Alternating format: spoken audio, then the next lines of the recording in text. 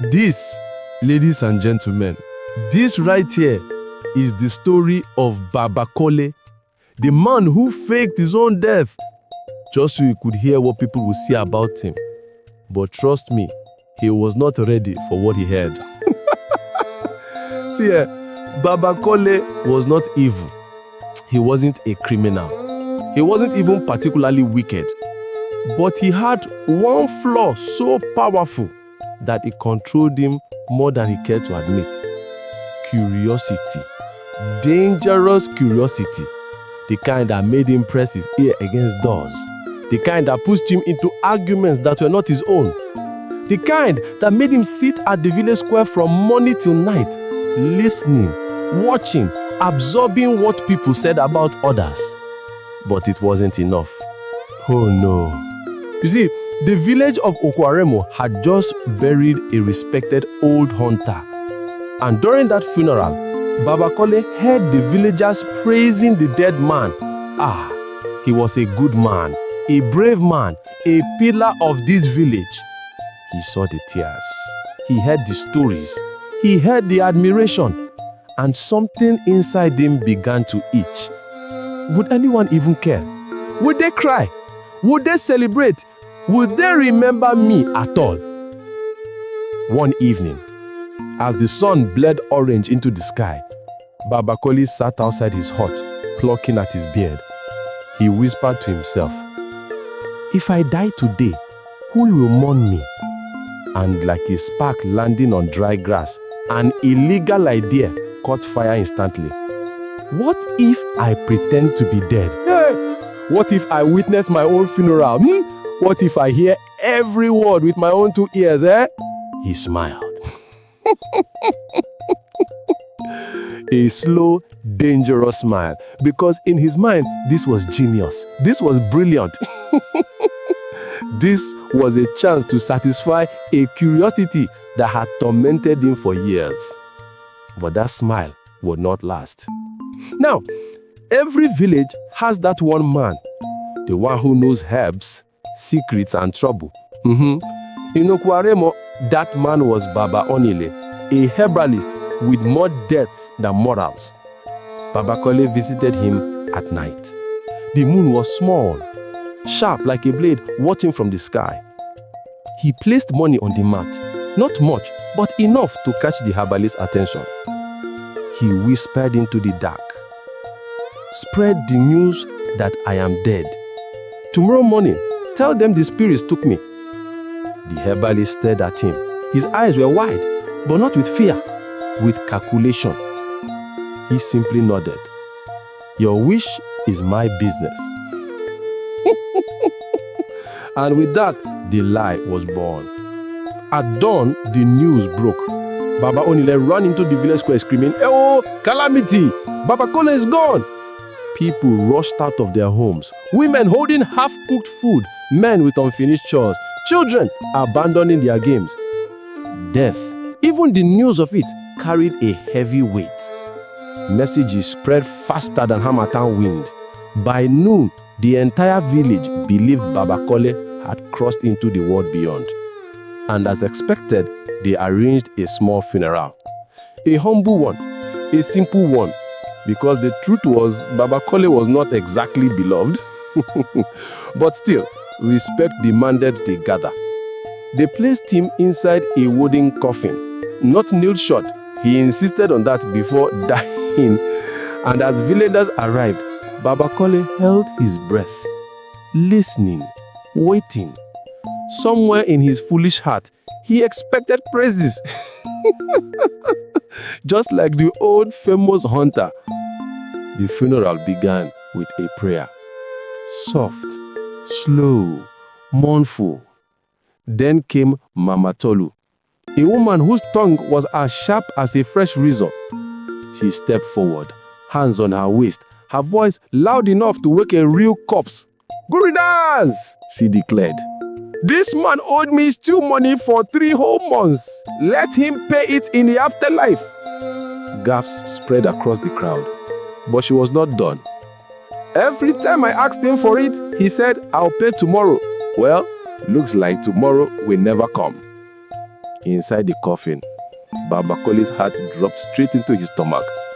This was not the praise he expected, not even close. But it was only the beginning.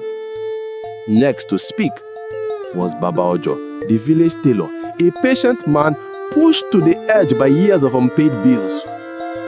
He walked forward slowly, shaking his head. Death is good sometimes. This man never paid for his students' clothes. Every festival, every holiday, he would say, the money is coming. Well, the money has died with him. People laughed. Some nodded, some murmured in agreement. And inside the coffin, Baba Kole felt sweat sliding down his neck like a crawling insect. This was not curiosity anymore. This was torture. But the worst was yet to come. Finally, the crowd quieted down. And his wife, his own wife, stepped forward. Her face was calm. Her eyes were dry. Her voice was steady, almost peaceful. She lifted her hands to the sky. Olodumare, I thank you. The crowd gasped. I am finally free. Inside the coffin, Baba Kole's lungs were collapsing. Did she say free? Free? But the wife continued. This man gave me stress every day. Every day, let peace enter my home at last. The crowd erupted into whispers. Some laughed. Some covered their mouths in shock. But you see, Baba Kole, he could not take it anymore. There are moments in life that break a person. Moments that crush everything you believed about yourself. For Baba Kole, this was that moment. He could not lie still anymore. With a burst of humiliation, anger and despair, he threw open the coffin lid and the entire village screamed. The moment Baba Kole sat up from the coffin, his eyes wild and furious, the whole village scattered like startled birds. Some climbed trees, others dived behind the bushes. A few fainted, dramatically collapsing as though God himself had pulled their legs from under them. One man jumped into a goat's pen and refused to come out. The tailor fell to his knees crying, the ghost of my unpaid money. Chaos swallowed the funeral whole, and Baba Kole sat there in his coffin, breathing heavily. Dusty, ashamed, alive. More alive than he wanted to be. And then the tailor, trembling and clutching his tape measure, pointed a shaking finger and screamed, Ghost! Ghost! The dead has risen. But Baba Kole snapped, Shut up! I'm not dead! Then he climbed out of the coffin fully, wobbling slightly, trying to regain dignity that had long evaporated. He brushed off the sawdust from his wrapper, tied it tightly around his waist, and glared at the crowd. As people slowly came out of hiding, their fear began to shift into something else. Anger, embarrassment, confusion. A woman shouted from behind the mango tree, So, you are not dead. You scared us. Another man grumbled, Who rises from a coffin unless he is possessed? But Baba Kole raised his hands, frustrated. I only wanted to know what you all thought of me. The villagers froze. Even the goats paused their chewing. He repeated himself louder. I wanted to hear what you'd say at my funeral. A wave of disbelief washed over the crowd. Mama Tolu, the woman he owed 2 money, placed her hands on her hips. So, you faked your own death to hear gossip? He snapped back, voice shaking. No, not gossip, truth. But the village elder, Baba Femi, stepped forward, his voice calm but sharp. Kole, truth is not food you beg for. It is food you must be ready to digest. Those words hit him harder than any insult, because even in his anger, he understood what the elder meant. Soon, the villagers gathered again, this time with less fear and more agitation. They formed a half circle around Baba Kole. Children stood behind their parents. Men crossed their arms. Women murmured among themselves. Baba Kole suddenly felt like a defendant standing before a jury he had created. The elder asked, "Kole, why did you lie?" He swallowed hard. How could he explain it without sounding foolish?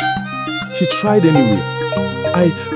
I just wanted to know if I mattered, if anyone cared about me, if my life meant something. Silence fell like a heavy blanket. For a moment, some people even softened until Mama Tolu snapped loudly, You owe me money."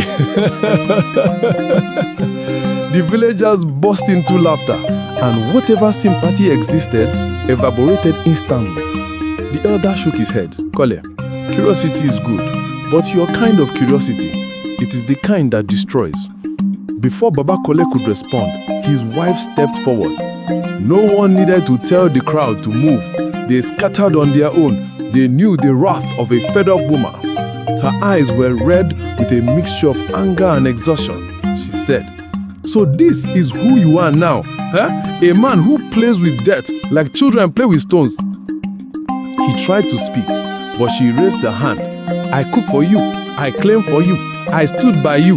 And instead of being a better husband, you chose to test whether people like you." The shame grew heavier. She continued, "You embarrassed all of us.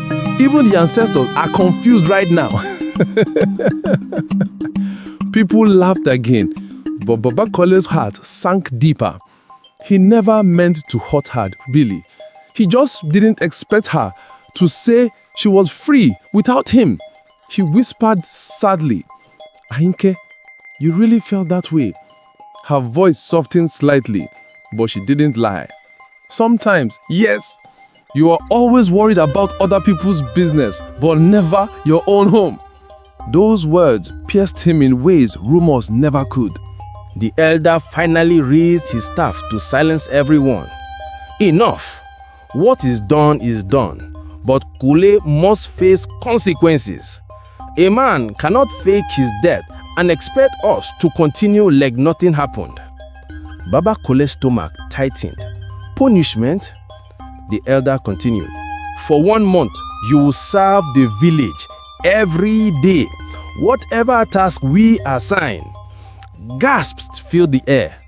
Baba Kole choked out. 1 month? Serving everyone? Mama Tulu clapped her hands joyfully. "Good, he can start by paying my stew money through work." The teller added, "And he must sew my broken stool, since he has refused to pay me for years." Another villager shouted, "Let him clean my well."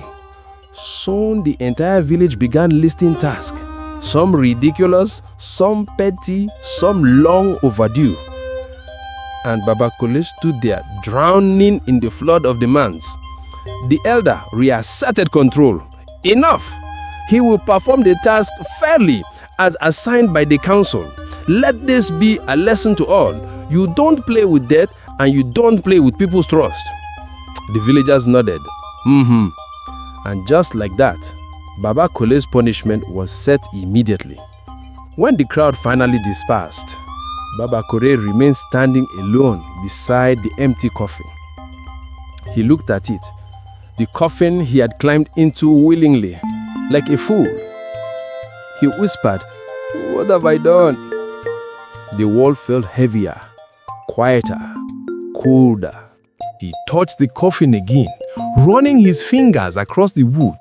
It felt like touching the consequences of his own foolishness. For the first time in his life, there was no curiosity left inside him, only regret, deep, raw, undeniable. As he walked home, villagers watched him from afar. Some shook their heads, some whispered behind their hands, some even laughed, but no one, not a single person, offered comfort. Even the corrupt herbalist who announced his death was nowhere to be seen. And for the first time, Baba Kole understood exactly how alone he truly was. His wife walked far ahead of him, not looking back, not waiting, not speaking. When he finally reached their hut, he paused at the door. Ayinke turned, stared at him, and said, "Sleep on the mat tonight. A man who rises from a coffin must not step into the bed immediately." Then she shut the door, softly but firmly, and Baba Kole sank slowly to the ground. The next morning, the sun rose early, too early, as if eager to witness Baba Kole's misery. A rooster crowed sharply outside his hut. It sounded less like nature and more like mockery. Baba Kole dragged himself from the mat where he had slept, body stiff, ego bruised, heart heavier than a pounding mortar. When he stepped outside, the village children pointed and whispered, "Look, the man who died but didn't die. Ghost Kole, Coffin Man." He ignored them. He had no right to be offended. He'd earned every nickname he'd earned. At the village square, the elders had already arranged his first tasks. Elder Fagbemi, staff in hand, announced, "Kole, today you will fetch water for every household on this side of the village." Kole swallowed. The side of the village the elder pointed to happened to contain the largest number of residents. Of course it did. He spent the entire day carrying heavy calabashes from the stream, back and forth, sweating, shoulders aching, legs trembling. And every time he staggered into someone's yard with water, they said the same thing. Not thank you, not well done, but, so you are truly alive, huh? That stung more than the physical pain. On day 2, he swept the entire market square. On day 3, he repaired broken fences. On day 4, he dug new holes for refuse pits. On day 5, he scrubbed the community hall until it shone like polished wood. And every day, the same whispers followed him. Serves him right. Who fakes their own death? Curiosity almost killed him. Shame finished the rest. And every night, he slept on the mat, alone, thinking. The punishment was changing him, slowly but surely. Humility was carving deep lessons into him. And for the first time since the ordeal began, Baba Kole stopped thinking about what people said about him and started wondering who he really was. One afternoon, while repairing a leaking roof for an elderly widow named Mama Ronke, something shifted. She sat beside him, watching quietly as he hammered the wood. Then she said, "Kole, you are doing good work, oh." He paused. Was that a compliment? She continued, "Before all this, whenever I called you to help fix something, you pretended you didn't hear me." He lowered his hammer. She looked at him kindly. "Now, look at you, working with your own 2 hands, becoming useful." It wasn't harsh, it wasn't mocking, it was honest. And for the first time in weeks, Baba Kole felt something he hadn't felt in a long time. Pride. Not the loud, boastful kind that loves praise, but the quiet kind, the kind that comes from genuinely doing the right thing. He walked home that evening with a strange weight lifted from his chest. By the second week, something peculiar happened. People stopped laughing at him. They stopped mocking him. They stopped gossiping whenever he passed. because something in Baba Kule's behavior had changed and it was impossible not to notice. He no longer argued. He no longer eavesdropped. He no longer poked into other people's affairs. Instead, he listened when spoken to, helped without being asked twice, worked with patience instead of grumbling. Children who used to tease him now followed him around, asking questions. Baba Kule, how do you build a fence? Baba Kule, can you show us how to mend a bucket? And for once, he answered kindly. Even Mama Tolu, the stew money woman, grudgingly admitted, at least he is useful now. This time, he didn't flare up. He simply nodded and continued sweeping her compound. Humility was shaping him into a man he himself didn't know he could be. It wasn't until the 20th night that his wife, Ainke, finally sat beside him, not at a distance, but near enough to show she had something serious to say. She handed him a bowl of warm food, the first time she had served him properly since the incident. He blinked, surprised. She said softly, Kole, I have watched you these past days. You are changing. He swallowed hard. Ainke, I am sorry. I truly am. I should have cared more about you, about home, instead of chasing rumors about myself. She studied him, searching for proof of sincerity. Then she nodded. Tomorrow, you may sleep on the bed again. His eyes filled with emotion he tried to hide. It wasn't forgiveness, not fully, not yet. But it was a beginning, a chance, and he clung to it with both hands. At the end of the month, the elders gathered once more at the village square. Baba Kule stood before them, thinner, wiser, humbled. Elder Fagbemi raised his staff. Kole, your punishment is complete, but tell us, what have you learned? Baba Kule took a long, deep breath and then said words that came from the deepest part of him. I learned that curiosity without wisdom is dangerous. I learned that truth is not always sweet. I learned that respect must be earned. And I learned that when you chase validation, you lose yourself. The villagers nodded. Some smiled. Even Mama Tolu wiped her eyes, although she insisted it was dust. Then the elder said, Go, Kule, live wisely now. And for the first time, Baba Kule stepped out of that square as a new man. That night, he sat outside his hut watching the moon rise like a silver lantern in the sky. Ainki joined him, leaning her head gently on his shoulder. He exhaled softly and said, I sought to know who truly loved me, but the truth I found was painful. She responded, Sometimes, Kole, the truth hurts us only so it can heal us.